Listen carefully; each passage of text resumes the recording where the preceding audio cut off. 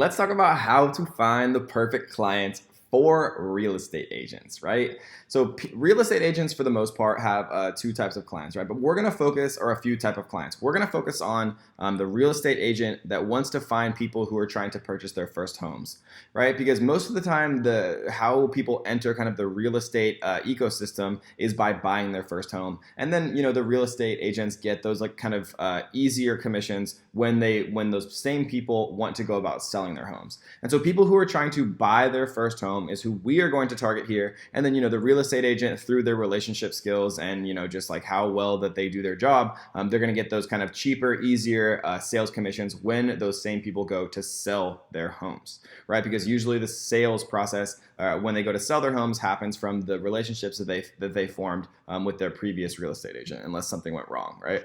And so we're going to focus on how to find real estate agents, new clients who are looking to purchase their first home. We're going to do this one in Chicago. We're going to do it in kind of the same way. This is just like my kind of initial thoughts. We're going to target people based on their demographics, right? People who are earning an income 100,000 up to all the way up to over 500,000. And so we're going to kind of leave out number 1, 2, and 3. We see the numbers here, which is 99,000 to 75, 75 to 50, and below 50. So we're going to leave those out because we're going to target people who are a little bit more affluent, a little bit higher on kind of the income scale here, and we're also going to target people who have a higher net worth, right? So 500,000 all the way up to 2 million, because we're just going to make the assumption that this is maybe a more luxury home. If it wasn't, obviously you could change this around however you want to target people in a lower income bracket and who have a lower net worth. But we're going to choose it. We're going to do this one as if we're targeting people who are kind of in a higher net worth. And so we're going to open up Audience Insights. Because these are just my basic assumptions, right? Over 2 million, 500,000 to a million to 2 million. But we also want them to match the following. So they have this income, they also have this net worth, and they also have this, right? According to their behavior, according to their residential profile, they're likely to move. And so Facebook has an unbelievable amount of data, and we're going to test it, all right? We're going to try to see if it actually is working. So they're likely to move according to their behavioral profile that Facebook has on them. They're a first-time home buyer, and that they're also a renter, right? One of these three things. Because if somebody is likely to move, then they could potentially be likely to be there to try to find their first house. If they're a renter, maybe they are going to become a buyer, right? If we're targeting homeowners, they're probably less likely to buy their first home. So we're targeting renters who are likely to move, who are also, according to their home ownership demographical profile, are first-time home buyers. And they also match the following. If somebody is interested in buying a first home and they're at all technologically savvy, they've probably heard about Realtor.com, Trulia, or Zillow.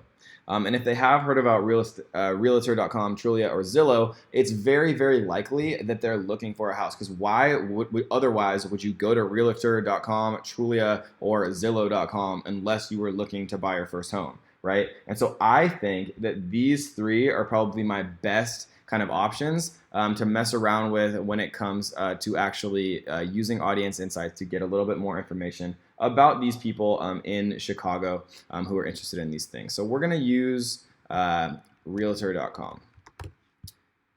So let's do Realtor.com.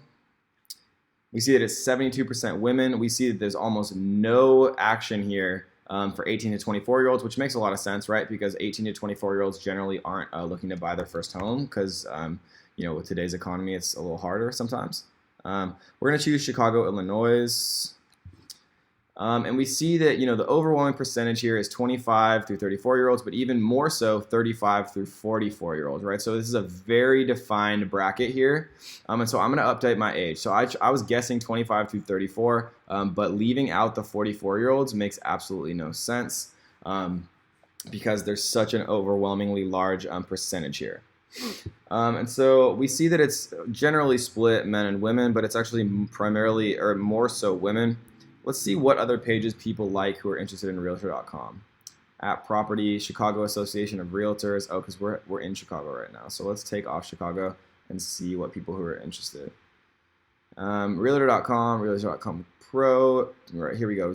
Zillow, Trulia, HomeAway, Zappos is an interesting one. Overstock, home goods, right? Because if people are interested in home goods or Wayfair, they're probably buying furniture for a new home. Potentially, or they're at least like looking at, buying new furniture, or they're interested in home goods, which has a lot of kind of decorations for homes and stuff like that. Because I just bought a house and I had never been to Home Goods in my life, and people were kind of recommending me to go there, and I went there once, and it's the only time that I'll ever go there again. So Realtor Magazine might be an interesting one to test out. So we might add Realtor Magazine, because we do see that Realtor Magazine right here has an 1165 times affinity score, which basically means that how likely your audience is to like a given page compared to everyone on Facebook. So if like somebody who likes Realtor.com is 1100 times more likely to also like Realtor Magazine compared to the average Facebook user, right? So that is kind of how we do it. The only kind of update that I would make initially for kind of our shots in the dark would be to make the age range a little bit wider. And again, we could run a split test 25 through 34 and 35 through 44 and just kind of see the results.